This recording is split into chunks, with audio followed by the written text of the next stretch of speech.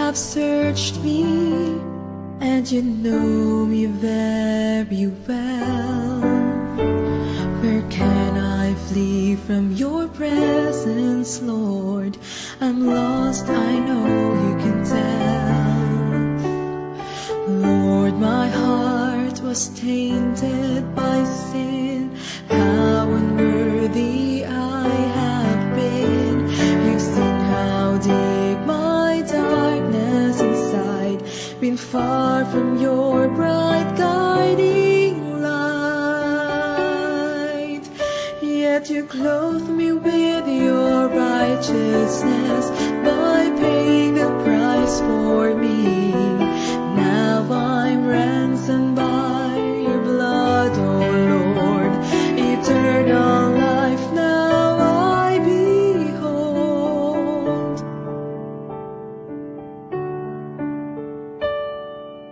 I hurt you, Lord, yet you loved me. I broke your heart, you meant me. Though I have sinned and walked away, you love me anyway. You walked yourself to Calvary, bled and died to set me free. Now I can say, my God, though I am fully known, I'm fully loved.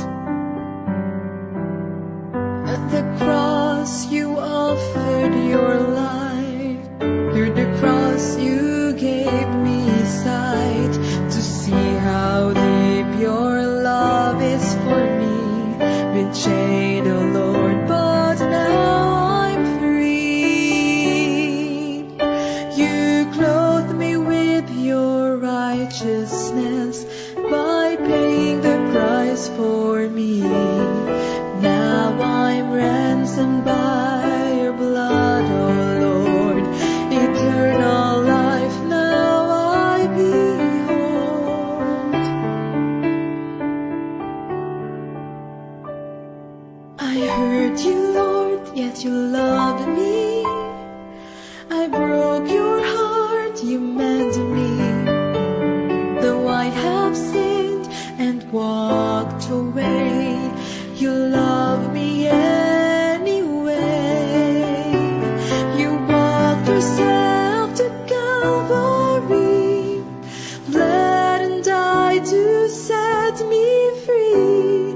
Now I can say, my God, though I am fully known, I'm fully loved.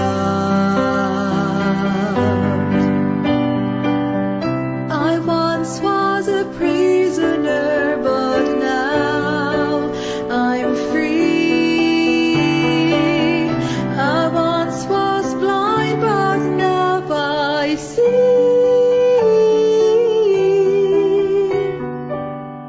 I once was wandering, but now I'm found. Lord, but then you saw me empty, but your grace deemed me worthy. I hurt you, Lord, yet you loved me. I broke your heart, you meant me. Though I have sinned and walked away, you love me anyway. You walked yourself to Calvary, bled and died to set me free. Now I can say, my God, though I am fully known, I'm fully loved. All I can say, my God, yes, I am fully known, yet fully loved.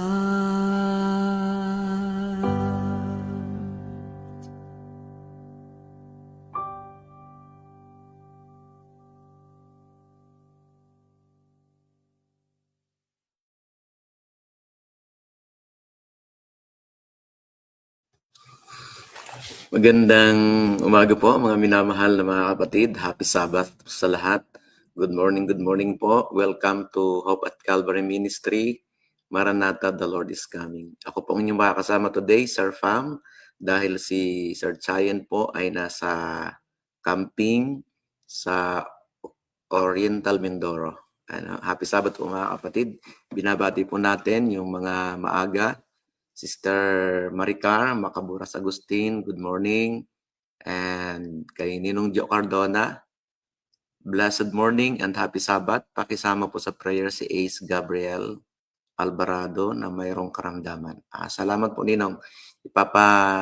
Isasama po natin sa panalangin. Kay Ma'am Maika Mariano, sa Paraiso family at saka sa Mariano family, good morning po. Salamat po sa inyong pag-tune in today, ngayong araw po ng Sabado po. Kay Sister Elma Tan Cometa, good morning po. Diyan po sa Batangas City, good morning. Yung mga taga Batangas, magandang umaga sa inyong lahat mga kapatid. Binabati din po natin ang mga silent viewers din po natin, mga kapatid. Good morning po sa inyong lahat. And welcome po sa ating pong Saturday edition ng Hope at Calvary Ministries. Mga kapatid, good morning po sa lahat. And isang katuwaan sa Panginoon na tayo po'y nakakapagpatuloy sa ganito pong mga ministry. Mga kapatid, kasama po kayo. Salamat sa pag-share ng simpleng pag-aaral tuwing umaga. So on behalf ng team, kay Ma'am Essie, kay Ma'am Lynn, kay Brother Jonathan, kay Sir Mike Santos, kay Ma'am Del, kay Pastor Joshua Aniban, kay Pastor Arian, kay Pastor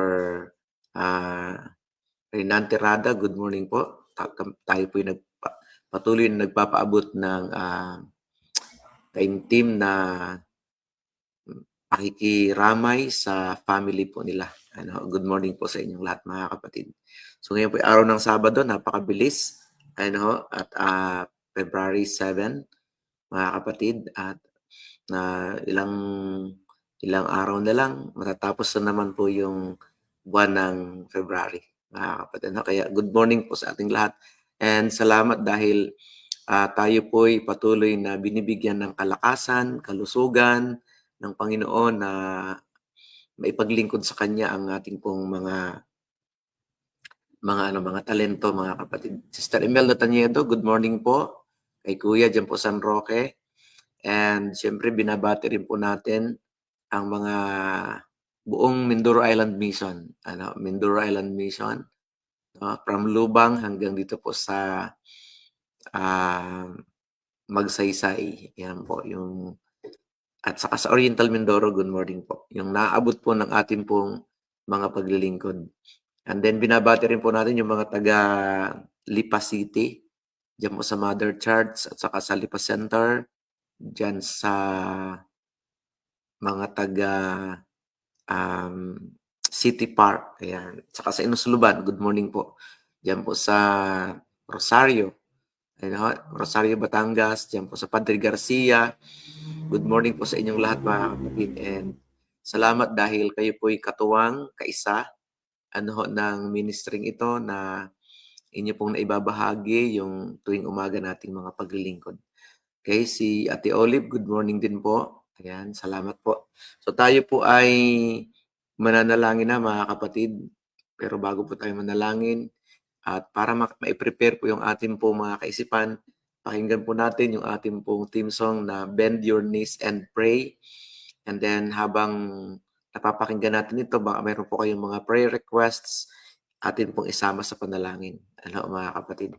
Okay po, so akin pong share sa inyo yung may mga prayer request katulad po nito. Blessed morning and happy Sabbath. Pakisama po sa prayer si Ace Gabriel Alvarado na mayroong karamdaman. Salamat po. Atin pong ipag-pray. Si Kuya Sammy Mosquera, good morning. And ipapag-pray din po natin ng mga kapatid. Okay? So, pakinggan po natin itong ating pong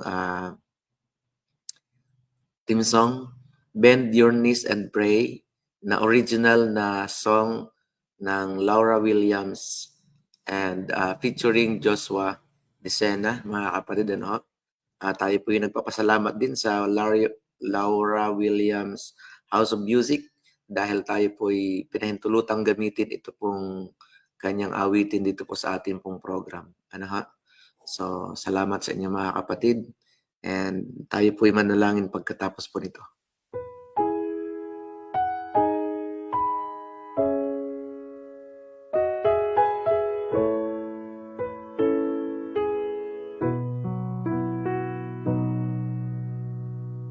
When your days are dark and bleak, when your strength is growing weak, when you feel there's no relief, you're alone and no one sees. When your life is caving in, and though you've tried, you just can't win. You wonder, will it ever end? Will it ever end? There's only one thing I can say. One way I know you'll be okay. No matter what life throws your way, just bend your knees and pray.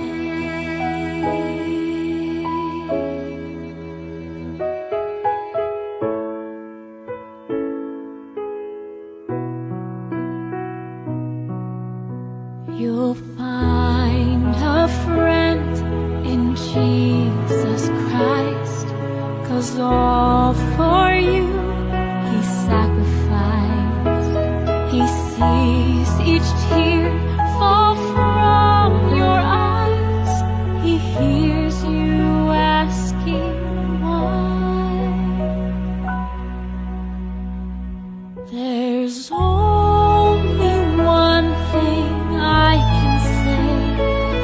One way I know you'll be okay. No matter what life throws your way, just bend your knees and pray. You'll never be alone. You'll always have a hand to hold. No matter what life throws your way, just bend your knees and pray.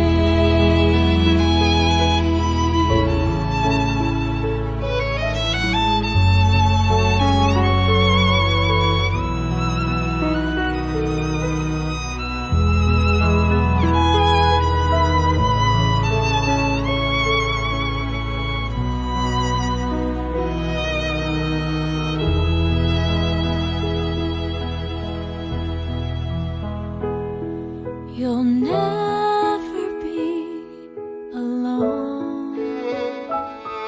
You'll always have a hand to hold. No matter what life throws your way, just bend your knees and pray.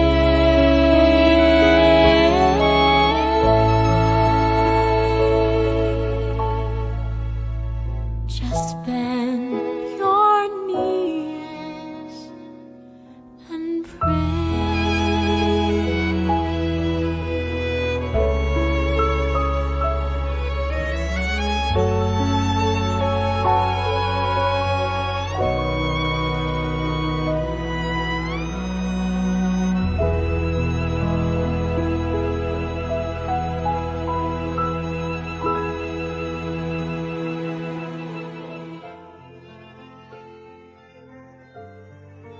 Bend your knees and pray. Ano po mga kapatid, no? So whatever we are struggling now, whatever we are facing today, ang paalala sa atin ng Panginoon ay bend your knees and pray. Tayo po'y manalangin, mga kapatid. Our most kind and gracious loving Father in heaven, we thank Thee, Lord, for this wonderful time that You have given us to study together Your words, O Lord, and we are so thankful and grateful for this opportunity to join with other brethren who are faithfully following You, loving Father, every morning. So, this morning, Lord, we worship You, we thank You, Lord, we praise Your name so much for giving us again another Sabbath to contemplate of Your great works throughout the week. Thank You so much, Father, and we are praying that Your presence in our midst be upon us, O Lord. Forgive us from all our sins, loving Father, and continue to uphold us with Your Holy Spirit. Continue to guide us. Continue to be with us, loving Father. Nagpapasalamat lagi dahil Iyo po ay laging kasama namin. Sa tuwing kami po ay mag-aaral, sa tuwing kami po ay magbubukas ng Inyong mga salita, lagi kaming Inyong pinapangunahan. Panginoon, Amang Banal, wala kaming ibang layunin kundi ma-discern ang mga katotohanan, ang Inyo po magpaalala upang kami patuloy na lumago sa pagkakilala sa Inyo, mahal namin Diyos. At maihanda ang aming pong mga sarili sa Inyo pong malapit ng pagbabalik. Amang Banal, pangunahan Niyo po kami sa aming pag-aaral at ang mga makikinig, magtamo rin ng pagpapala. Aming lahat, Panginoon. Aming dalangin din ang ilang mga may sakit, katulad ni Gabriel. Panginoon, aming dalangin na ang kagalingan, ang pagkakaloob sa kanya, Panginoon. At ang iba pa nga mga may sakit, na hindi man mabanggit ang mga pangalan, pero alam niyo po, Panginoon, ang kalagayan. Panginoon, kahabagan niyo po kaming lahat. At patuloy pong ang iyong presensya sa buhay po namin ay maging visible sa bawat isa sa amin, Panginoon. Maging realization namin lagi na hindi po kami nag-iisa. Lagi namin kasama kayo, Amang. Ganoon din po dalangin namin sa araw na to. Ang grupo po ng mga teachers academy ay nakaplan na magkaroon po ng church visitation. Mahal naming Diyos, ingatan kami sa mga paglalakbay at maging successful po ito. Magbigay ng kapurihan sa inyo pong banal na pangalan. Yung banal na isa rin po namin idalangin sa inyo ang mga mahal sa buhay ng naming lahat, bawat isa na nandito ngayon.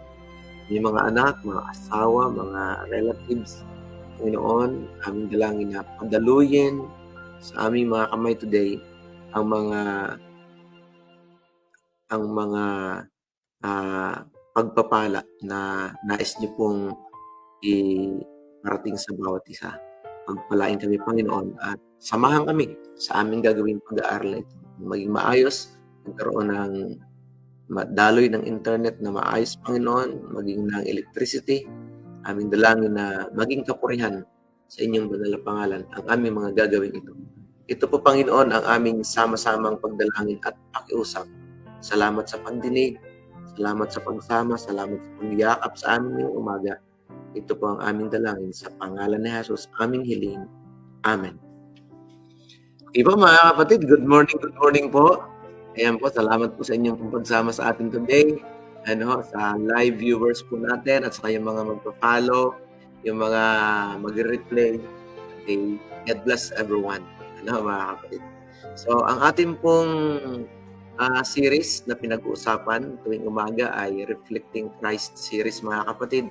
At tayo po ay nandito na po sa February 7 na may pamagat na individual accountability. Yan po, mga kapatid.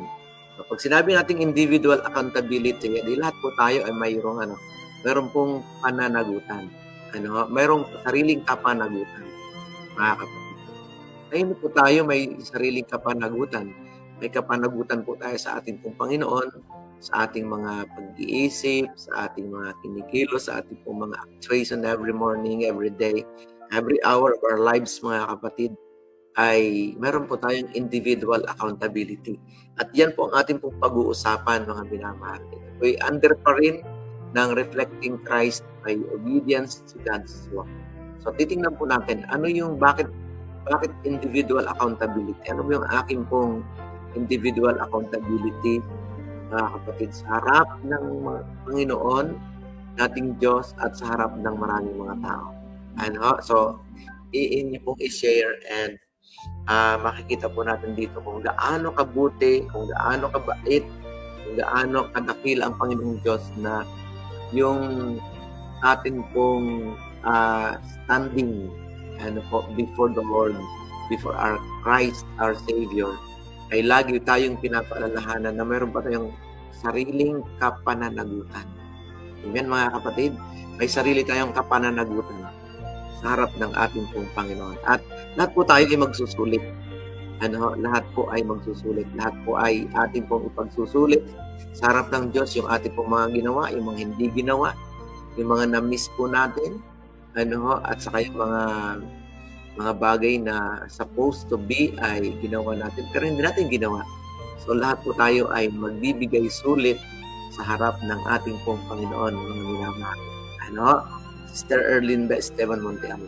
Kaya tingnan po natin ito pong topic na ito as we reflect Christ by obedience sa pamamagitan ng kanyang mga kautusan, sa kanyang mga salita, sa kanyang mga utos, mga kapatid. Titingnan po natin yung yung sariling pananagutan po ng bawat isa sa atin. Okay po, mga kapatid, handa na po ba kayo? Ito po yung ating pong susing isipan. All thy commandments are righteousness. Amen, mga kapatid. Lahat ng kautusan ay katuwiran. Kaya, mga kapatid, talagang malinaw sa atin na yung kautusan ng Diyos, specifically po yung 10 commandments, mga kapatid, yung 10 utos, ito po ay katuwiran ng Diyos. Amen, mga kapatid. Kaya, when we obey His commandments, yung righteousness ni Kristo, yung righteousness ng Ama, yung righteousness ng Diyos ay sumasa atin. Amen, mga kapatid. All thy commandments are right. Matuwid ang utos, banal ito, at ito po ay reflection ng karakter ng ating Panginoon, mga kapatid. Kaya, hindi pwedeng mawala, hindi pwedeng maitsapwera, hindi pwedeng ibabaliwala po natin, mga kapatid, ang pagsunod sa kautusan ng Panginoon. Though obedience to the law is not to earn salvation, mga kapatid. At alam naman po natin yan. Ang pagsunod sa kautusan ng Panginoon ay bunga ng atin pong kaligtasang tinamo mula kay Kristo, mga kapatid. Amen? At ito po ay magkasama po yan, hindi pwedeng paghiwalayin. Sabi nga ni Santiago ay ang pananampalatayang walang gawa ay baog o patay sa kanyang kalagayan, mga kapatid. Kaya all thy commandments are righteousness. Katuwiran. At iisa ang matuwid, mga kapatid. Ako hindi matuwid. Tayong lahat hindi matuwid. Iisa lamang po ang matuwid. Ang matuwid ay ating pong ang ating katuwiran. Kaya nung tayo po nung ating pong tinanggap, yung biyaya ng kaligtasan, mga kapatid, ay ang namuhay na sa atin, ang ipinalit ng Panginoon ay hindi na po yung ating old self, kundi bagong pagkatao, yung katuwiran ng ating Panginoon. Ayan, mga minamahal, mga kapatid. So, all thy commandments are right. Matuwid. Matuwid ang kautusan ng ating pong Panginoon. Kaya, marapat lamang, mga kapatid, na talagang isaalang-alang po natin yung pagsunod sa ating pong Panginoon, sa ating Ama na nasa langit na, sa ating pong tagapaglikha, mandalalang Diyos natin, at dapat lang po tayo talagang sumunod sa ating pong Panginoon, mga kapatid. dito po sa ating pong pinapag-aralan, makikita po natin dito na talagang ang Panginoon, no? Lahat ng mga utos, sabi doon, awitin nawa ng aking dila ang iyong mga salita. Kaya mga kapatid, talagang katuwaan, kagalakan po natin na yung salita ng ating pong Panginoon, no, ay laging ating pong laman ng ating pong pag-iisip, laman ng ating pong kaisipan, yung ating pong pananalita. Kaya sabi, awitin nawa ng aking dila ang iyong salita, sapagkat lahat ng mga utos mo ay matuwid. Yung mga minamahal na mga kapatid, lahat ng utos ng Panginoon ay matuwid. Sister Consolacion Tagulinaw, po, dyan sa Manila, no? Good morning po. So yun po mga kapatid, no? Matuwid ang utos ng ating pong Panginoon. At ito po yung ating pong magiging foundation ng ating pong pag-aaral, mga minamahal. Okay? Another one, po? Sabi dun sa 4:17, New International Version, Santiago 4:17. If anyone then knows the good they ought to do and doesn't do it, it is sin for them. Kung nakakaalam ng mabuti at hindi ito ginagawa, ito ay kasalanan sa Panginoon. Kaya mga kapatid, yung lahat ng all things known sa ating pong kaisipan na matuwid, mabuti, at hindi natin ginagawa, po ang sabi ng banal na kasulatan? It is a sin for them. Kasalanan po. Kaya mga kaibigan, mga kapatid, marapat lamang na matuwid ang utos ng Diyos, ang kanyang mga salita. So marapat lamang talaga na gawin po natin, sumunod. Kasi once na hindi natin sinunod, it is sin for them. Ito po ay kasalanan. Kaya tayo po tinatawagan ng Panginoon, no? Na laging isalang-alang yung utos ng ating Panginoon. If anyone then knows the good they ought to do and doesn't do it, it is sin for them. So yan po mga kapatid, yung ating pong mga susing talata na nagbibigay sa atin ng paliwanag na talagang kayo, ako, ay mayroon pong individual accountability. Hindi ho tayo maliligtas ng mga nakapalibot sa atin. Only Christ alone. Yung makapagliligtas sa inyo at saka sa akin. And by doing his word, ay makikita natin talagang kayo at ako ay patuloy na tinatawagan ng ating pong Panginoon, mga kapatid. Okay?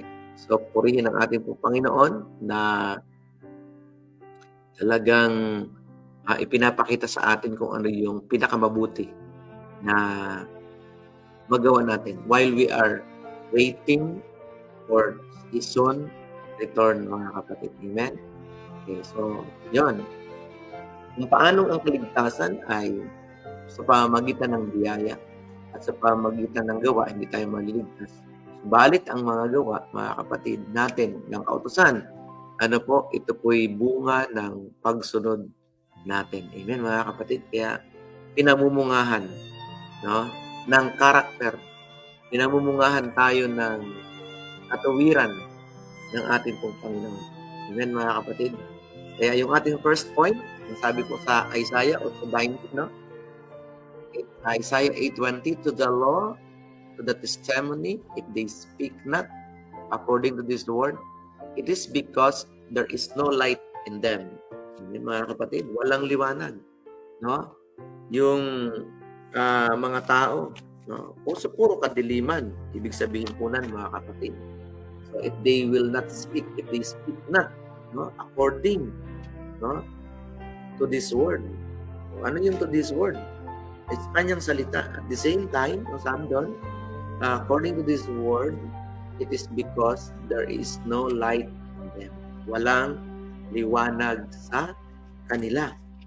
So, mahirap po yun na walang liwanag. Mas gugustuhin pa natin siyempre na magliwanag po tayo. Mga kapatid. So, yan po. Yun po yung una nating pagbubulay-bulay dito po sa individual accountability. Na topic po na talagang tayo po ay pinapaalalahanan ng ating Panginoon. Sa kautusan, at sa patutuo, kung hindi sila nagsasalita ng ayon sa salitang ito ay dahilang wala silang umaga. Walang liwanag. Puro dilim. Kaya hindi po pwede talaga mga kapatid na yung kautusan ng Panginoon, yung kanyang mga tagubilin, yung kanyang mga salita ay atin pong itatatwa sa atin pong buhay bilang mga mananampalataya. They will not speak according to the law, according to the word. Ang ibig sabihin ay pag hindi po sila namuhay, pag hindi ako namuhay, sa ilalim po ng pagsunod sa ating pong Panginoon at sa salita ng Diyos, mga kapatid, anong meron ako? Ang sabi ng talata, hindi ako may sabi, kundi yung talata mismo, it is because there is no light in them. Tunay na walang liwanag sa kanila, mga kapatid. Kaya yung katotohanan, ay nasa salita ng ating pong Panginoon. Kailangan lang nating sumunod, mga minamahal na mga kapatid. Amen? Kamusta po kayo? Kamusta po tayo? Doer ba tayo? Ng salita ng Panginoon? O baka naman para tayong mga batingaw lang, maalingaw-ngaw, din pagkatapos wala na. Dapat ay mayroong application. Mga kapatid, mayroong application dapat yung salita na natutunan po natin sa harap ng ating pong Panginoon. Amen, mga kapatid. Kaya sabi po ni Sister White, the Spirit of God will lead us in the path of commandment. Si mga kapatid, when the Spirit of truth ay bumaba na sa atin, nasa ating sarili na, mga kapatid, ano ang gagawin po ng Holy Spirit, mga kapatid? He will lead us in the path of the commandments. Kaya hindi po mahirap.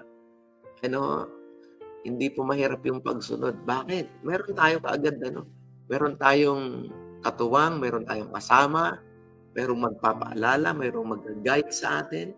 Walang iba kundi ang Diyos mismo rin, mga kapatid. Gagabayan tayo saan? In the path of the commandments. Sa daan ng kautusan ng ating Panginoon. For the promise is that when He, the Spirit of truth, is come, He will guide you into all truth. We should try the spirits by the test of God's word. For there are many spirits in the world. Yang sabi dun, to the law and to the testimony, if they speak not according to this word, because there is no light in them. Tunay na walang umaga sa kanila.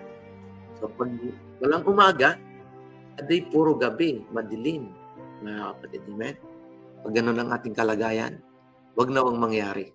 To the law and to the testimony, if they speak not. Kaya yung ating pong dapat ay synchronize, mga kapatid, yung buka ng bibig at saka yung kabuhayan po natin. Hindi po pwedeng sinasabi natin ng bibig tapos hindi nakikita sa kabuhayan.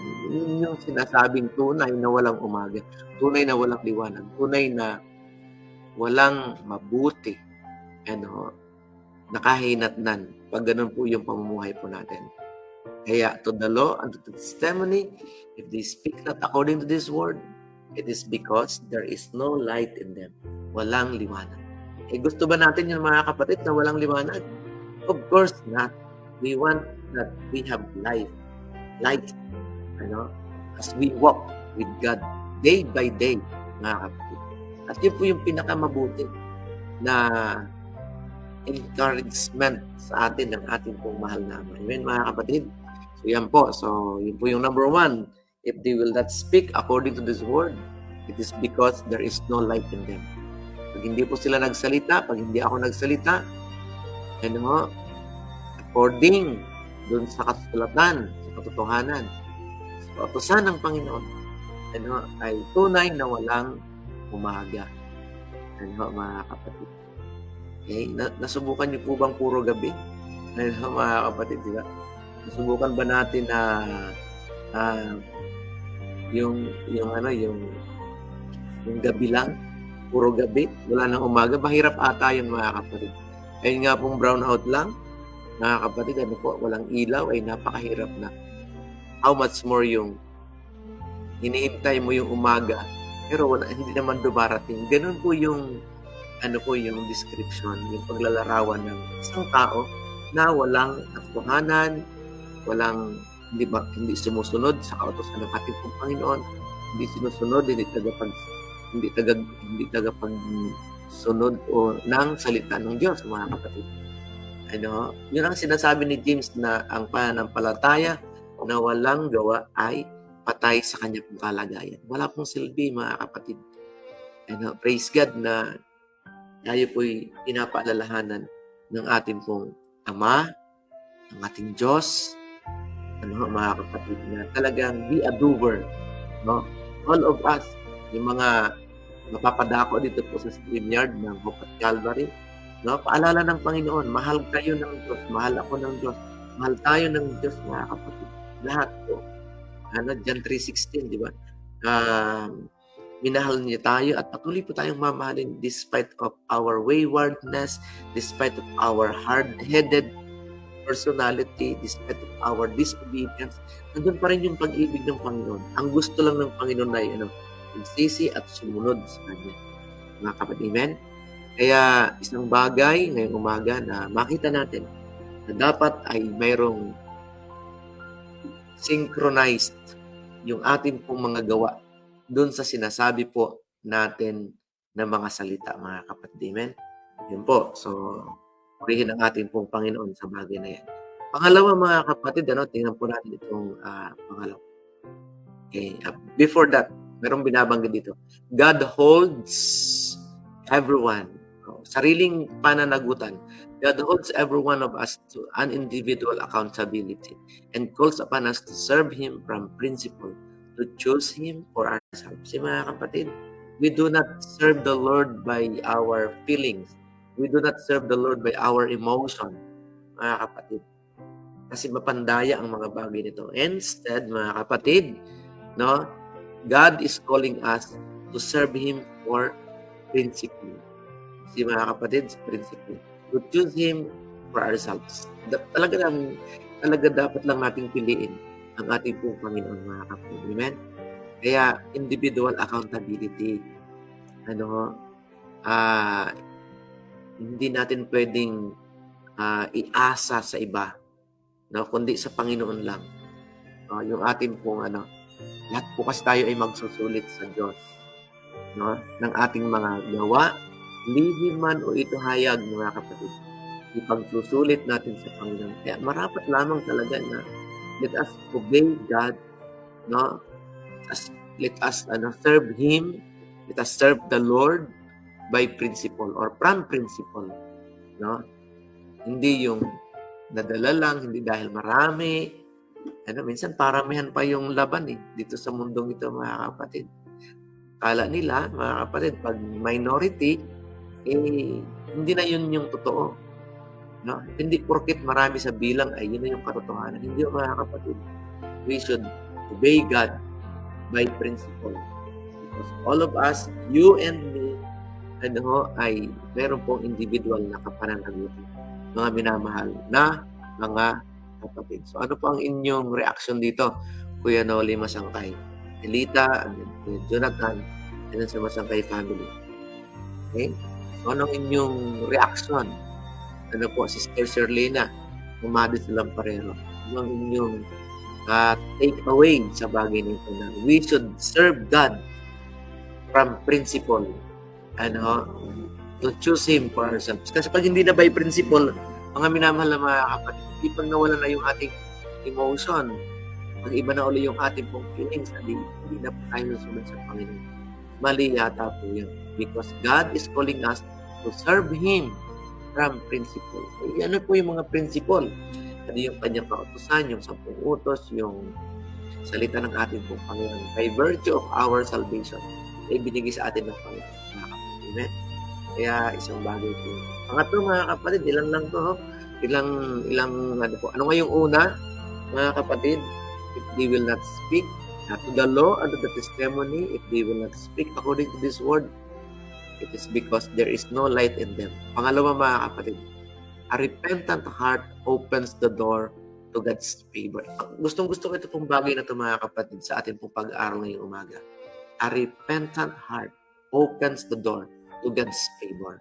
Mga kapatid, talagang magkaroon tayo ng sariling pag-aaral, sariling reflection, mga kapatid, one-on-one, na relasyon sa Diyos, and let us repent all our sinful attitude, sinful acts, simple na mga gawa na sa tingin po natin ay parang okay, pero hindi okay. Kaya binabanggit dito, mga kapatid, na a repentant heart opens the door to God's favor. Amen, mga kapatid? Nagbubukas o binubuksan, no, ng Diyos yung favor, no, yung pabor. Gusto natin yung pabor, di ba, mga kapatid? No? Gusto natin, di ba, gusto natin na yung favorable sa atin, mga bagay-bagay na nangyayari. Mga kapatid. Ang Diyos, ganun din, mga kapatid. No? If we are truly repentant, no?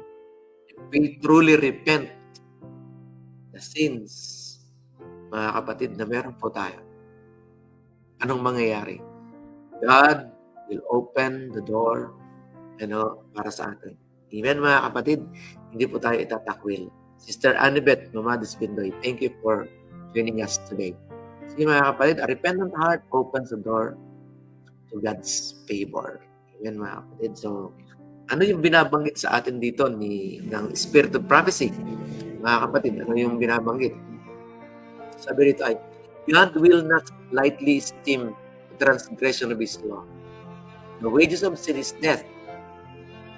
Ang kabayaran ng kasalanan ay kamatayan. Mga kapatid. Kaya, dinefine natin nung nakaraang araw yung kasalanan. Sa nakakaalam ng mabuti at hindi ginagawa, ito'y kasalanan. Ang paglabag, ang hindi pagsunod sa kautusan ng Panginoon, ito po'y kasalanan. Yung lahat ng ng known things na maayos, maganda sa atin, mga kapatid, ay pag hindi natin ginawa yun, ay kasalanan. Akala kasi ng iba, ang kasalanan lang ay yung paglabag sa kautusan, mga kapatid. Ano yung kabayaran ng kasalanan? Kamatayan. Kaya pag hindi tayo nag-repent, mga kapatid, pag hindi natin ipinahayag sa Panginoon yung kasalanan, tayo nagkumpisal, tayo nagsisi, mga kapatid, paano na tayo? Yung sabi na ang kabayaran ng kasalanan ay kamatayan. So the consequences of disobedience prove that the nature of sin is at enmity with the well-being of God's government and the good of His creatures. God is jealous. Mapanibughuin ang Diyos, mga kapatid.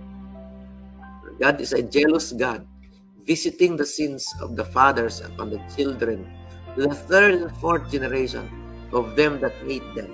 Mga minamahal kong mga kapatid, kailangan talagang sisi po. So, yun. No? Kaya napakaliwanag ngayong umaga ang salita ng Panginoon na ang isang taong nagsisisi, bukal sa kanyang puso ang pagsisisi, God will open the door for His favor. Amen? So the result of transgression follow those who first in wrongdoing, but He shows mercy upon thousands of them that loved Him and keep His commandments. Amen, mga kapatid? Those who repent and do His service find the favor of the Lord, and He will forgive all their iniquities and heal all their diseases. Ganda ng pangako ng Panginoon, mga kapatid. Matatawarin tayo ng ating pong Panginoon, irrespective how sinful we are in the past, mga kapatid. No? God's forgiveness will be ours. Dahil sa biyaya ng Panginoon.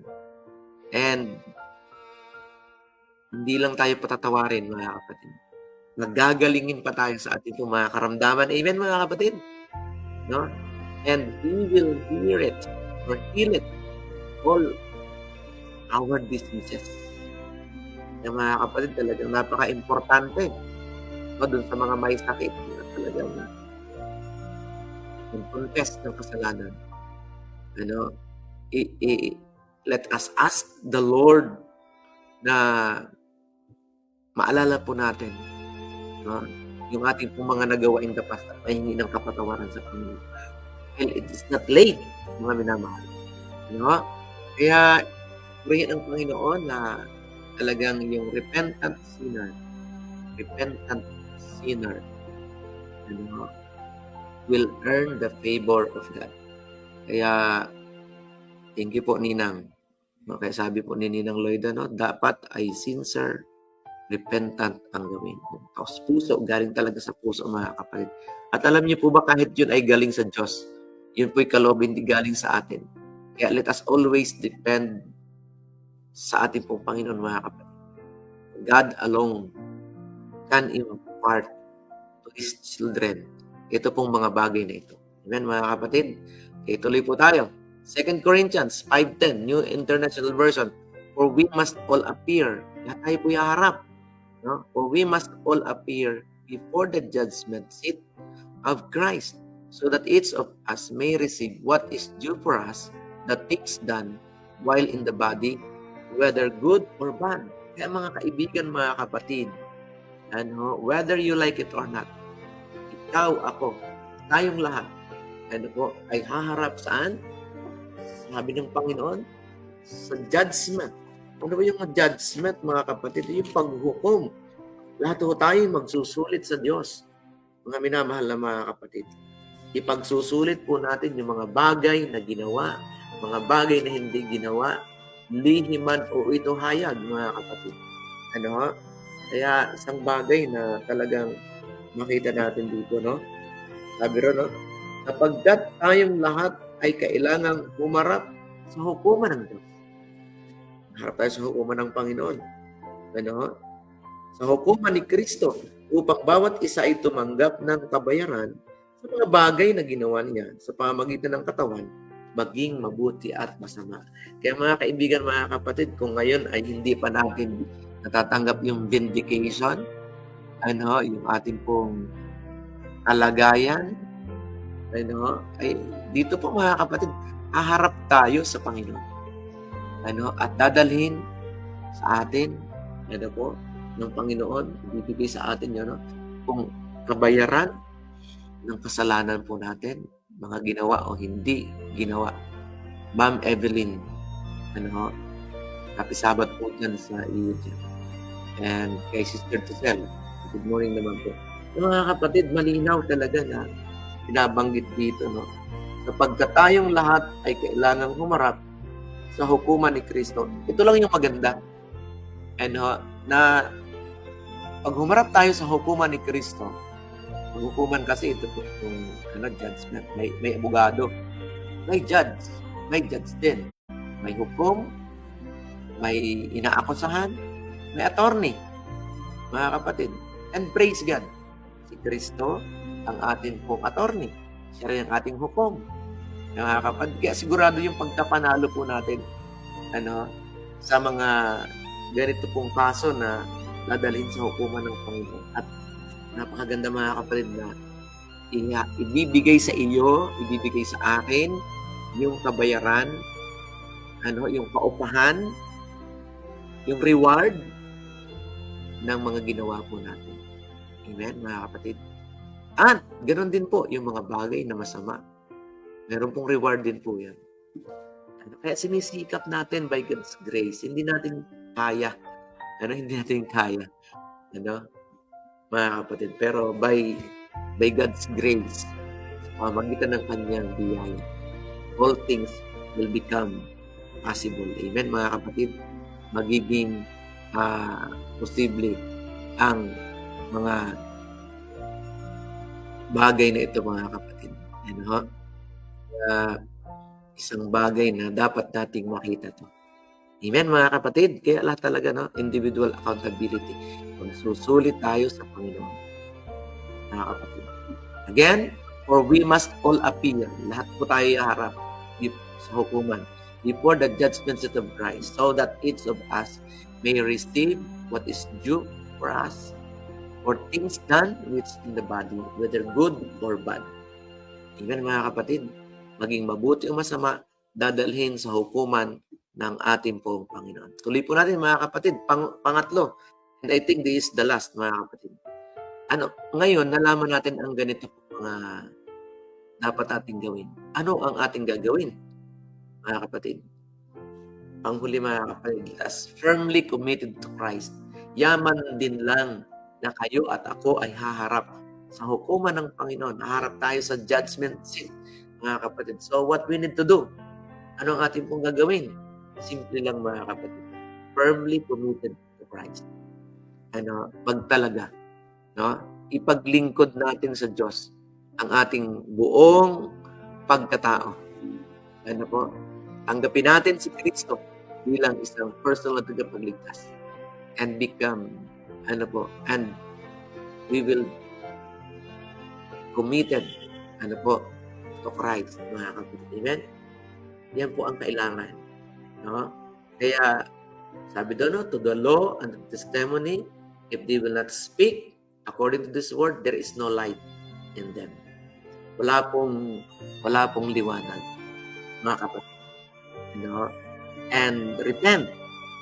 When we repent, mga kapatid, nang bukal sa puso po natin, it will open the favor of God para sa atin, mga kapatid. And pangatlo po, firmly committed to Christ. Ano po ito, mga kapatid? Tingnan po natin ito. Okay.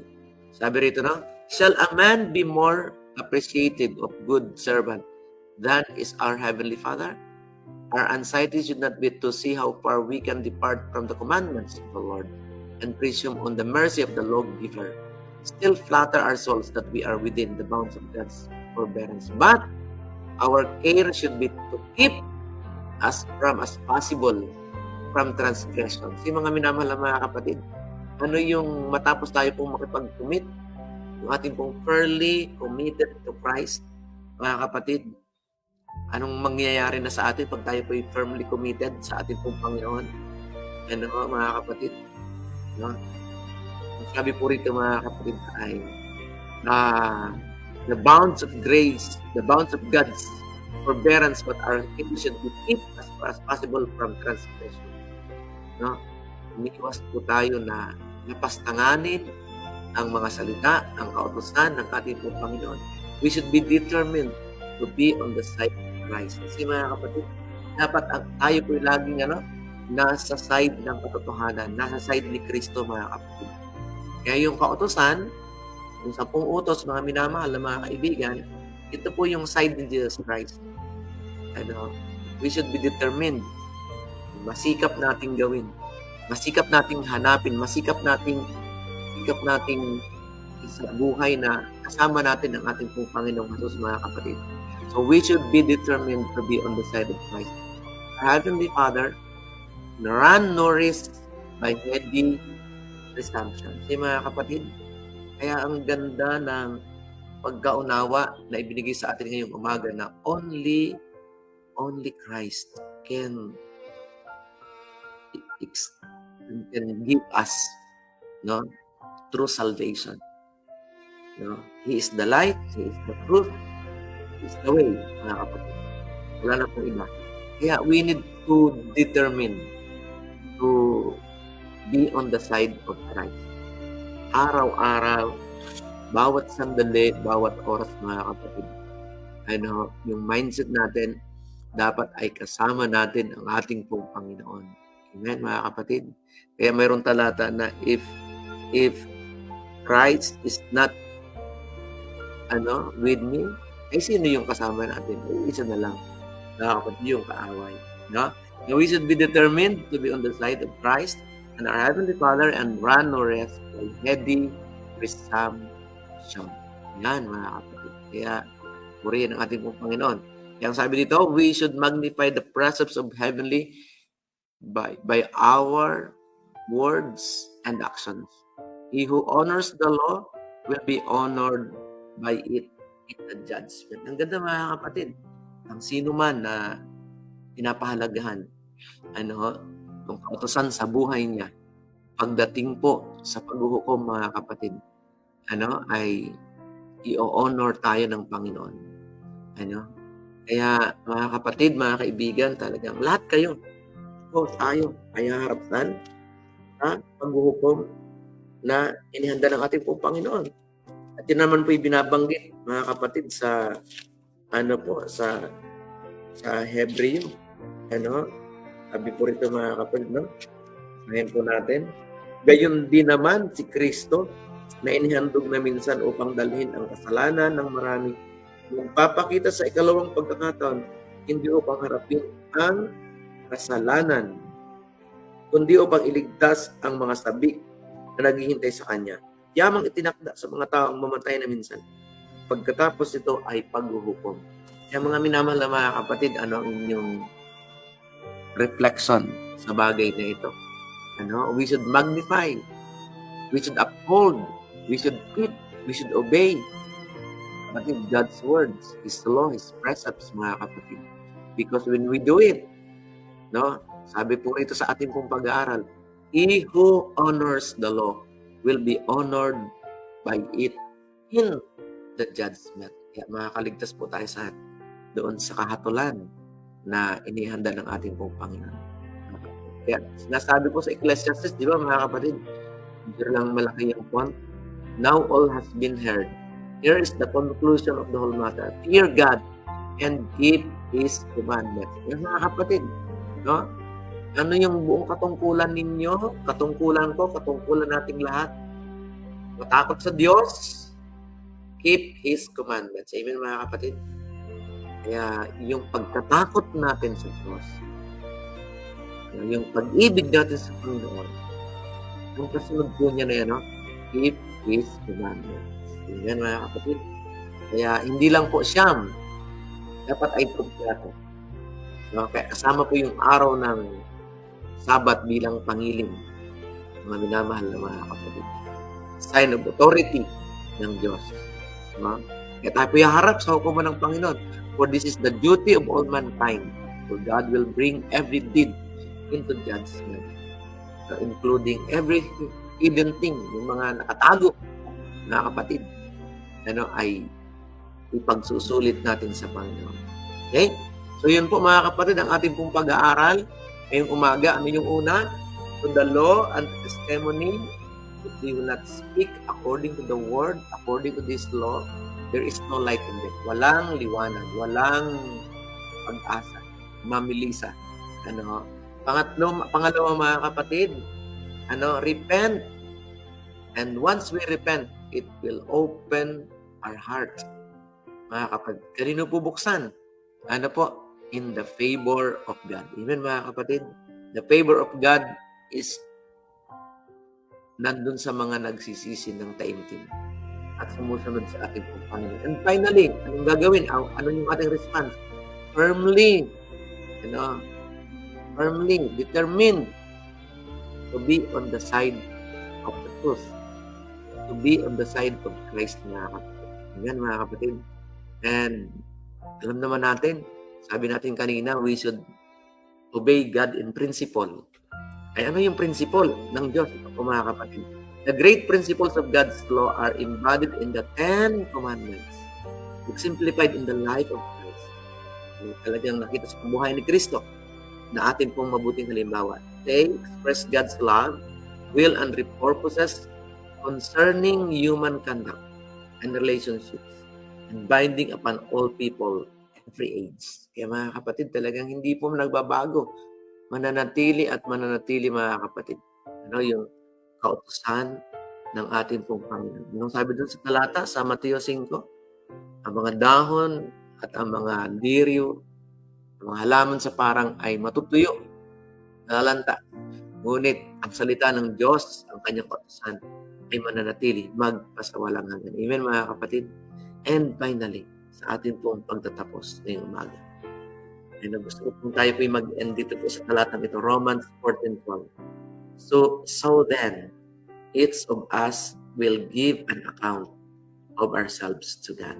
Mga minamahal kong kaibigan, mga minamahal kong mga kapatid, sabi po ng talata, lahat tayo ay susulit sa Diyos ng ating pong mga liwa. Marapat lamang na ang gawa natin ay hindi yung sarili nating gawa, kundi ang gawa ng ating pong Panginoon. Amen mga kapatid? Kaya purihin ang Panginoon ngayong umaga. na tayo po ay pinaalalahanan. Ano? Pinaalalahanan tayo ng ating pong Panginoon na tayo po talaga ay sumunod, maging doer, mga tagapagtupad ng salita ng Panginoon. Hindi lamang yung we merely preach, no?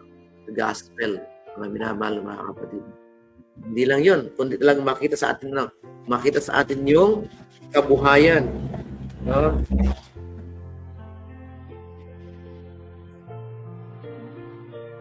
Alam ko lang yung sakit. Sapagkat nasusulat kung paanong buhay ako, sabi ng Panginoon, ang bawat tuhod ay luluhod sa akin, bawat dila ay magpupuri sa Diyos.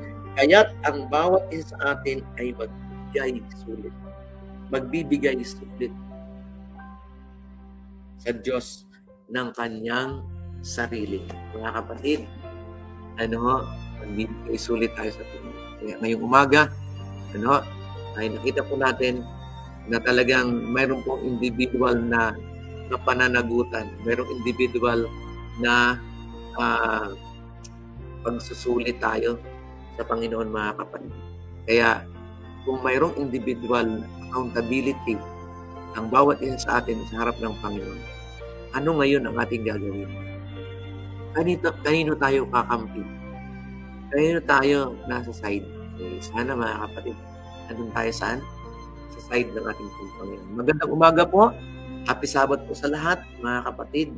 And let's pray together, no? Na ito pong mga bagay na ito ay maging bahagi ng ating pong lifestyle na spiritual, mga minamahal ng mga kapatid. No?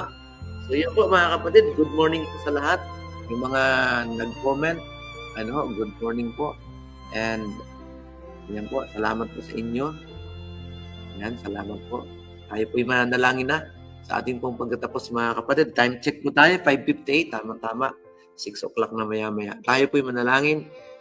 Muli, mahal na Diyos, Amang banal, kami nagbibigay pugay, nagbibigay galang sa iyo.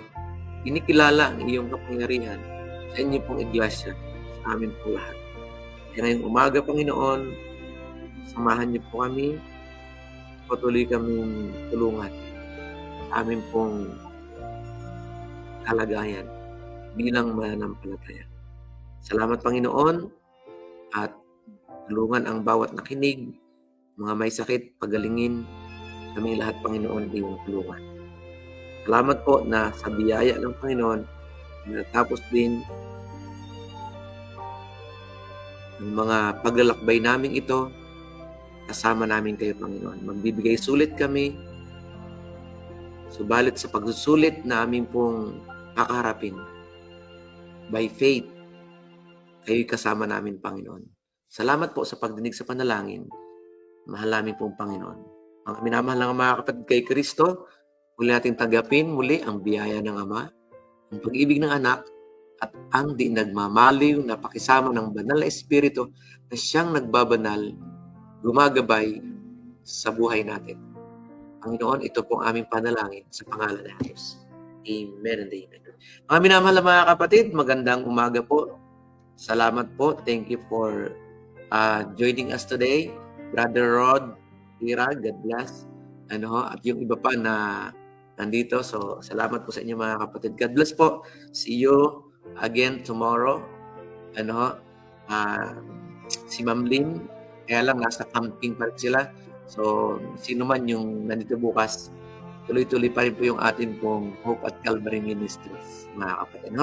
So, request lang po kami, continue to pray for us, mga kapatid, yung team, yung ministry na to, at we are praying na yung mga sumusuporta, papagpalain din ng Panginoon.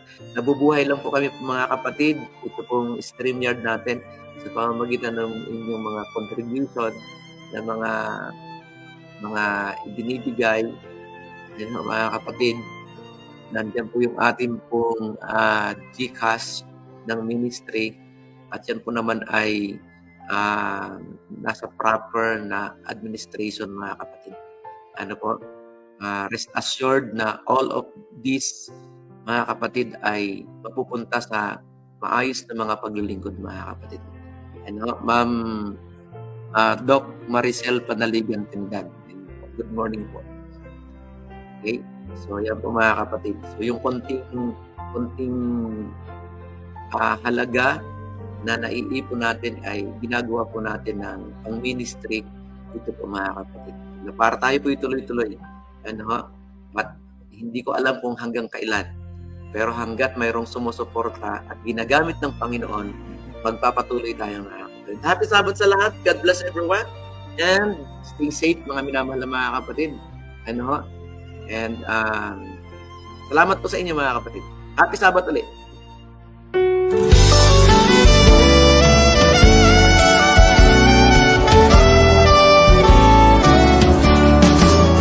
We have been called to follow Christ.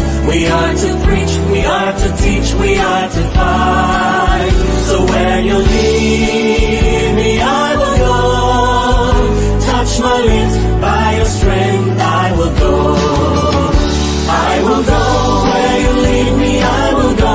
Where you lead me, who will go? For us I will go. I will go where you lead me, I will go. Where you lead me, here am I. Send me, Lord, I will go.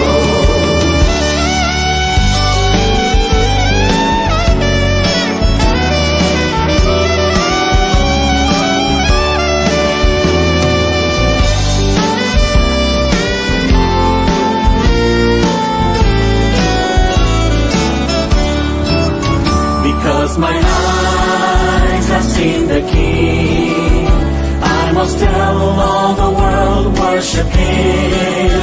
In all the nations, in all the world,